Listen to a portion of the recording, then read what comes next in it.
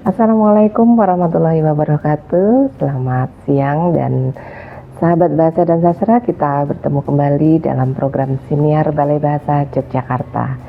Pada kesempatan hari ini saya akan berbincang-bincang dengan sosok anak muda yang tentunya bisa menjadi inspirasi untuk teman-teman generasi muda. Nah, sudah bersama saya ada Wahyu Tigar Purnama ya, atau kita lebih akrab kita sapa dengan Mas Tigar ya, Tigar. Nah, sebelum kita berbincang-bincang, boleh Tigar memperkenalkan diri dulu, silakan. Iya, perkenalkan, nama saya Wahyu Tigar Purnama. Asal saya dari Cilacap. Dulu saya sempat magang atau PKL di Balai Bahasa Yogyakarta. Saya lulusan UNES Sastra Jawa dan sekarang sedang lanjut studi di Kajian Budaya Universitas Sanata Dharma. Jadi sekarang Tigar domisili di Jogja ya. Domisili di Jogja. Ya. Nah, Tigar ini sebelum kita bercerita lebih lanjut, kita kembali ke belakang karena tadi menyebut pernah magang di Balai Bahasa Yogyakarta ya. Nah, kira-kira menurut Tigar apa manfaat yang diperoleh ketika magang di Balai Bahasa kemarin dan itu dirasakan sampai sekarang gitu ya? Oh iya, benar.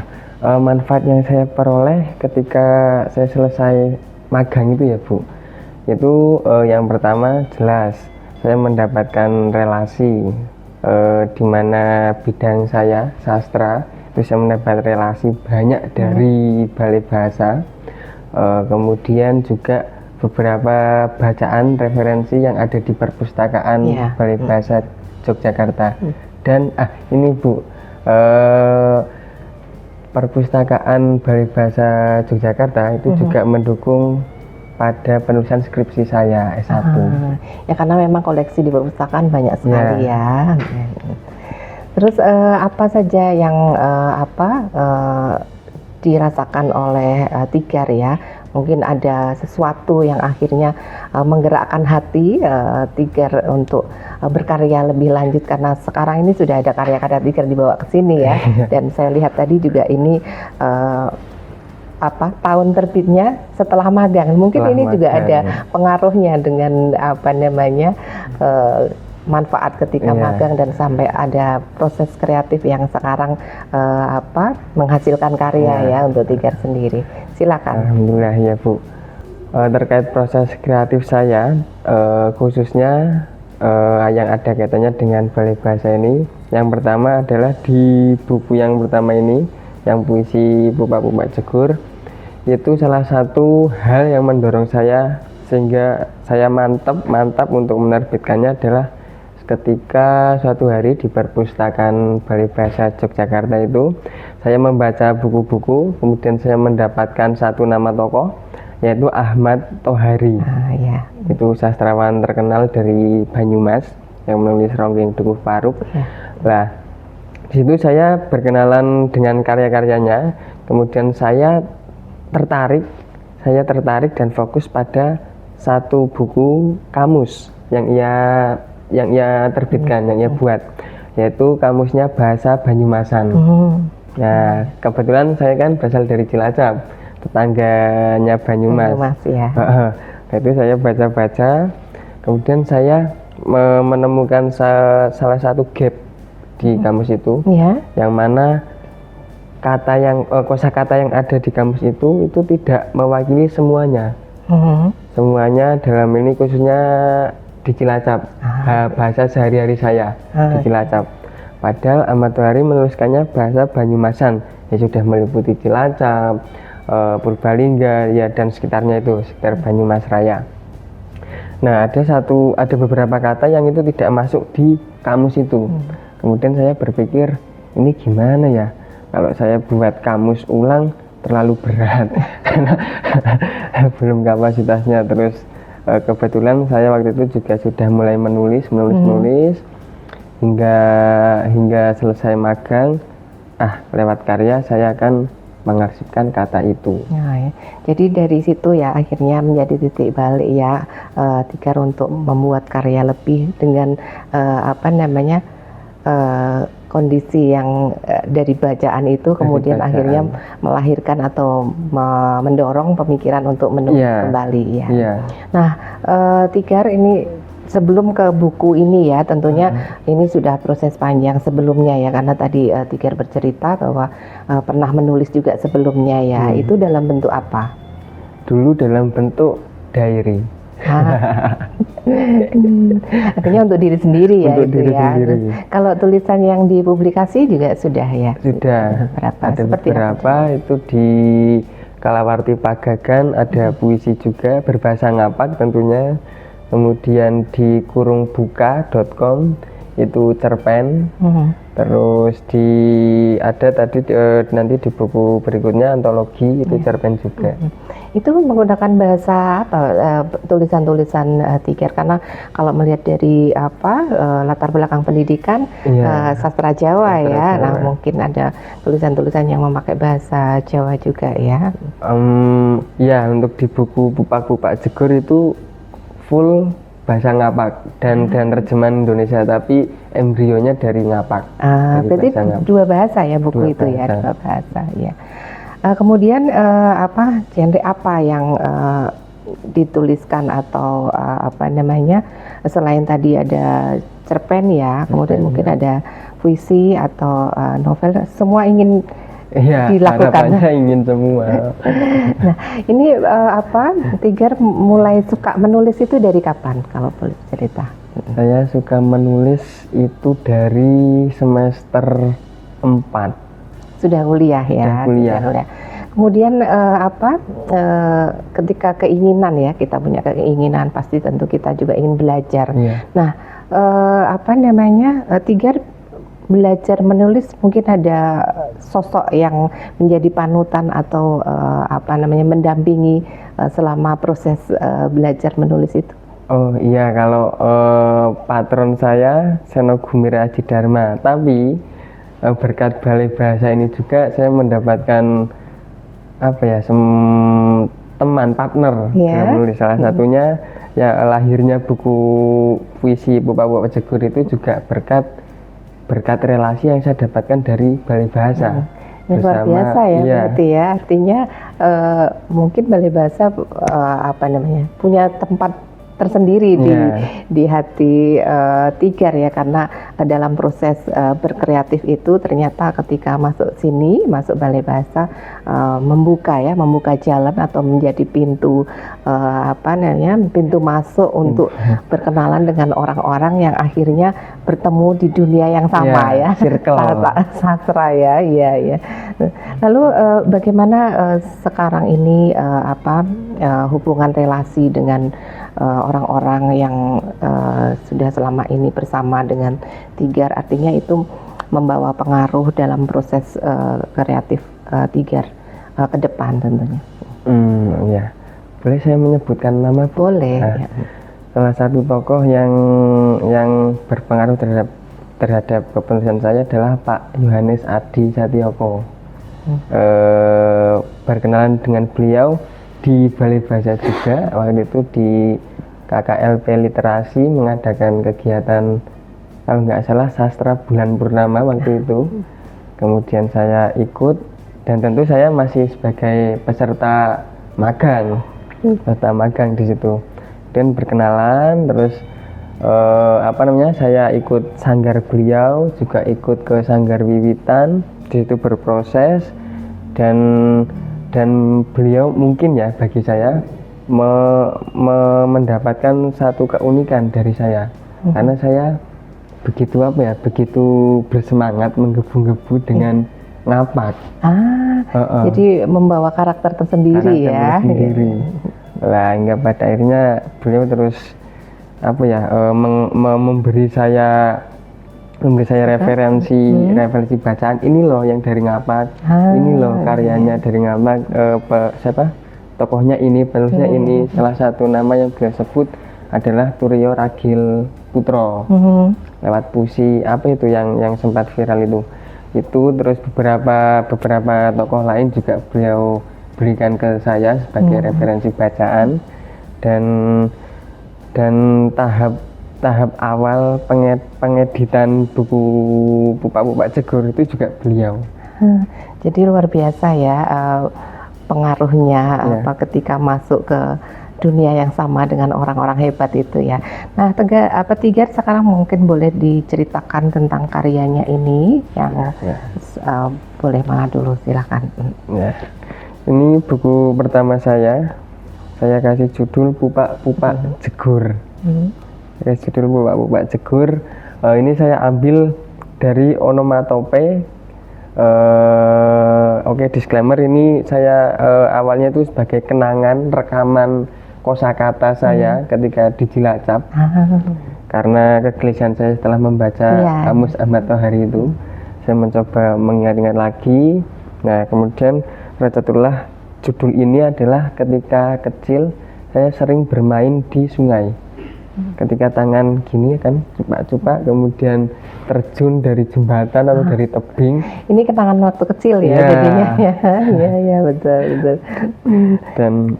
Dan itu secara onomatope, tapi saya memiliki harapan tersendiri bahwasanya dengan buku saya pertama ini saya bertekad saya sudah mencebur. Iya. Berarti ada makna juga di situ ya, selain bercerita tentang kebiasaan atau apa yang dilakukan waktu kecil, tapi ada harapan juga di situ bahwa ini saatnya untuk mencebur ke dunia ini lagi lebih dalam tentunya ya. Ya mungkin ada karya yang lain ya, di karya selain itu ada ini juga satu antologi cerpen. Yang ini berbahasa Jawa atau ini Indonesia? Oh, Indonesia. Ini bahasa Indonesia. Jadi karyanya Tigar selama ini ada yang berbahasa Jawa, Ngapak khususnya ya, kemudian ada juga yang berbahasa Indonesia ya. Dan tentunya saya nggak bisa lepas dengan tanda kutip Jawa, walaupun ini Indonesia, tapi saya selipkan. Tetap isinya tidak meninggalkan identitas Jawa ya. Mungkin ada karya yang lain selain yang dibawa ini, mungkin boleh diceritakan. Ada itu di Kurungbuka, kurungbuka.com, bisa di search di Google. Judulnya itu Langit Berkaca-Kaca. Itu dimana saya melihat kejadian di Monas di tahun kemarin banget, itu terbit Februari kemarin, pergantian tahun 2025 ini. Iya, malam tahun baru. Iya, momennya pergantian tahun, di mana di Monas itu ada semacam pengajian atau apa itu, agak semented karena itu dilakukan oleh umat Islam. Iya. Kemudian saya mencoba merenung-renungi, berkontemplasi diri, apakah akan ada lagi ya di masa mendatang momen-momen seperti itu, di mana manusia ratusan bahkan ribuan itu berkumpul, kemudian memohon ampun, bermunajat, minta harapan karena momennya tahun baru, maka di mana lembaran baru itu diharapkan terisi penuh dengan tulisannya lebih baik dan lebih bagus, harapan baru ketimbang tahun sebelumnya. Dan fenomena yang terjadi ketika tahun baru kan lebih ke tanda kutip bagi saya itu foya-foya, nutupin kembang api, selebrasi. Ya, Tigar, kalau kita bicara karya-karya Tigar yang sudah ada cerpen, ada puisi, kemudian sudah ada novel juga ya. Belum Bu, novel. Oh, novelnya belum. Novel belum, tapi berniat membuat novel juga. Nah, ini kalau boleh bercerita ini ya Tigar, dalam tahapan proses kreatif itu mendapat idenya, dan proses menulisnya ya, atau ini kan butuh ketekunan, butuh konsistensi juga tentunya dalam menulis itu. Bagaimana Tigar menjaga itu dan memotivasi diri sendiri? Yang pertama terkait munculnya ide itu, yang pertama nggak bisa ditebak dan nggak bisa direncanakan. Mengalir saja mengalir saja. Tapi ada beberapa momen yang itu saya sengaja untuk memantiknya. Iya. Yang Seperti apa misalnya? Pertama adalah membaca berita-berita politik. Iya. Bagi saya, yang pertama itu.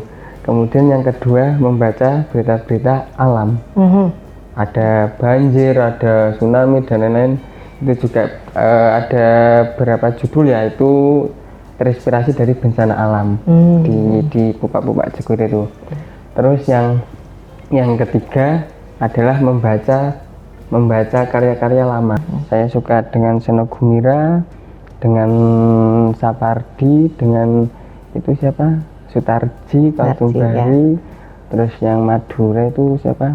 Zawawi. Saya justru suka sama karya-karya beliau ya, betul.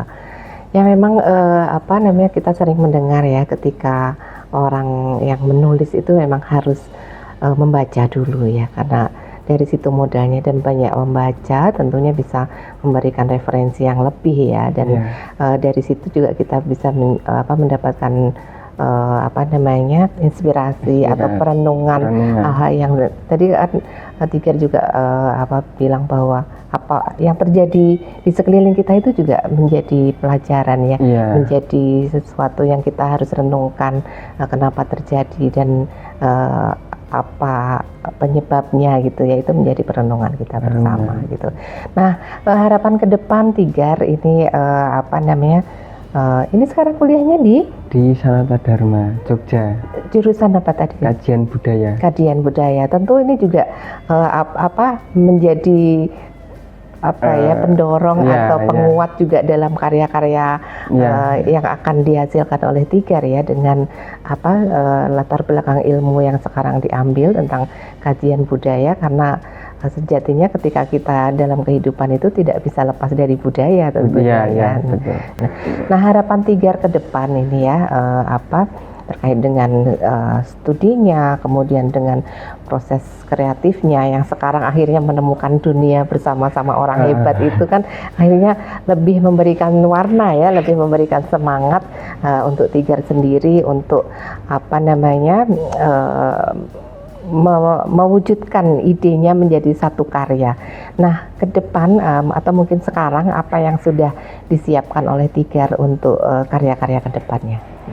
Karya ke depannya yang pertama adalah novel. Dan itu sudah dalam proses atau sudah ya? Full bahasa ngapak. Enggak ada terjemahan Indonesia, enggak. Saya ingin novel itu full ngapak. Nah, kalau yang tadi, buku yang tadi kan ada ngapaknya dan ada terjemahannya. Nah, sekarang ada pertimbangan khusus tentunya ya, ketika karya ke depan ini akan menggunakan bahasa ngapak secara penuh ya. Itu mungkin ada pertimbangan tersendiri. Pertimbangannya adalah saya percaya bahwa setiap karya itu memiliki nasibnya sendiri. Dan kemudian ini banyak banget pengaruhnya ketika saya S2 ini. Kemudian banyak membaca buku-buku yang mana buku itu adalah hasil terjemahan dari bahasa lain. Contoh Pram itu sudah dialihbahasakan ke berapa negara itu dan Robin Dukuh Paruk dan sebagainya. Kemudian saya berpikir, apa yang saya takutkan ketika menulis dengan bahasa ngapak? Ketika memang itu nasibnya bagus, ya akan dengan sendirinya orang akan mencari tahu ini artinya apa. Orang akan otomatis mencari tahu sendiri, nggak perlu saya menyuapinya dengan memberikan terjemahan. Dan itu mungkin juga ungkapan kebanggaan identitas diri juga ya. Artinya mengangkat yang menjadi pembentuk karakter diri dari yang berasal dari sana gitu ya. Betul. Ya, mungkin di akhir perbincangan kita Tigor bisa memberikan ke teman-teman generasi muda ya, mungkin ajakan atau apa yang sekiranya mempunyai kemauan untuk menulis, atau teman-teman yang berminat untuk tertarik ke dunia tulis menulis, khususnya sastra ya, mungkin Tigar bisa memberikan ajakan mungkin ya. Ya untuk teman-teman semua, baik terutama yang pemula, seperti saya juga masih pemula dalam hal menulis, yang saya lakukan adalah menulis saja, karena banyak tuh, ada workshop, kemudian ada seminar, ada yang mana itu teori cerita, maka harus ada introduksi, ada konflik penaikan, terus ya itu memang bagus untuk sebagai peta kita menulis. Tapi kalau saya sendiri kurang begitu cocok, karena bagi saya menulis ya menulis aja, dan nanti akan menemukan ritmenya dengan sendiri.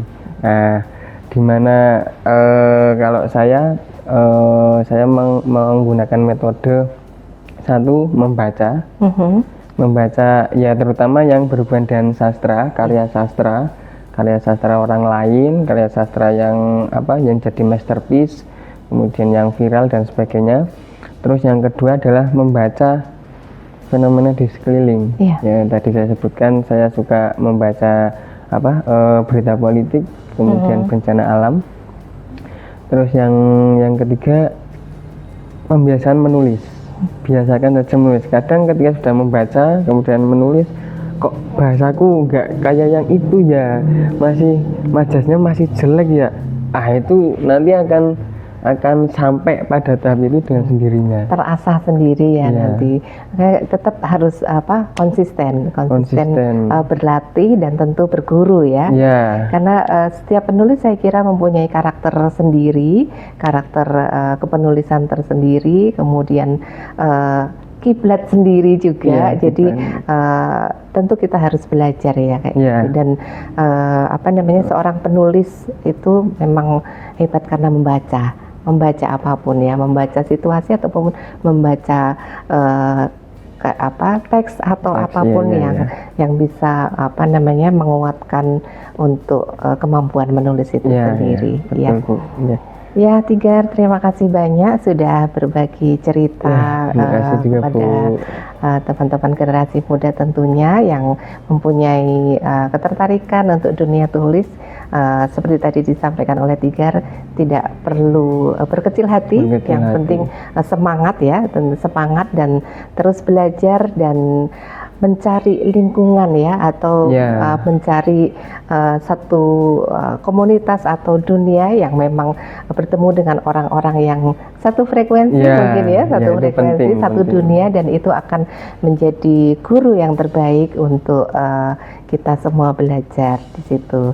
Baik, sekali lagi terima kasih Tigar, sukses selalu untuk studinya, dan sukses selalu juga untuk kepenulisannya ke depan. Semoga karya-karyanya ke depan jauh lebih baik dan bisa dinikmati oleh masyarakat tentunya. Baik, sekali lagi terima kasih.